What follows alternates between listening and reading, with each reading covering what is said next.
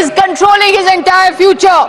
The treasury benches are not worried, sir, because their children are all studying abroad. Yes. Many of their children are studying in UK, US, Europe.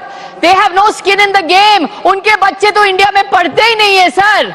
They have no skin in the game, and they tell us about Deshbhakti when their children are studying all abroad. That is why they don't understand, sir. They lecture the rest of us on Deshbhakti when their children are all studying abroad. My son was fortunate, sir. Millions of children are not. Families sell land, they take loans, they send children hundreds of kilometers away. Children study 14 to 16 hours a day. Children ask the system for one thing, a fair chance. Children are asking for a fair chance. No favors, no privileges. Sir, the Honorable Finance Minister said that cancelled papers are a good thing because children get more time to study. This is preposterous, sir. Are cancelled exams somehow beneficial? Is this a government's defense? Sir, I would like to tell the Honorable Finance Minister, a cancelled exam is not a learning opportunity. It is a governance failure. What is an examination, sir? What is an examination? An examination is a promise between the examining authority and the student. The student promises discipline and honesty. The examination authority promises fairness. A cancelled examination, a leaked examination is not just an administrative failure, sir. It is a personal betrayal. And because of this personal betrayal, 21 children have lost their lives. One young girl left a note, sir. One young girl left a note. Sorry, mama. Sorry, papa. Sorry, mummy. Sorry, papa. I don't have the courage to take another retest.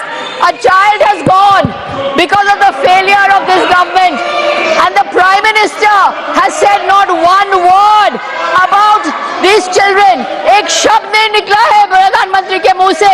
न सहानुभूति, न अफसोस, न हमदर्दी. एक शब्द नहीं निकला है, sir. He's so busy with his Man Ki Baat. The 2024 Act, which is bill amends, is no solution. All this bill does is increase punishment, sir. There is no examination reform here.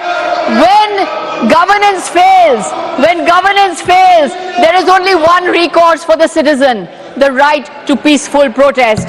And how is that peaceful protest met by this government? Lathis, tear gas, pellet guns. In Bihar, an AK-47 assault rifle was fired on students, on peaceful, unarmed students. Delhi police case diaries show that the Rapid Action Force in firing pellet guns acted on the instructions of a DCP.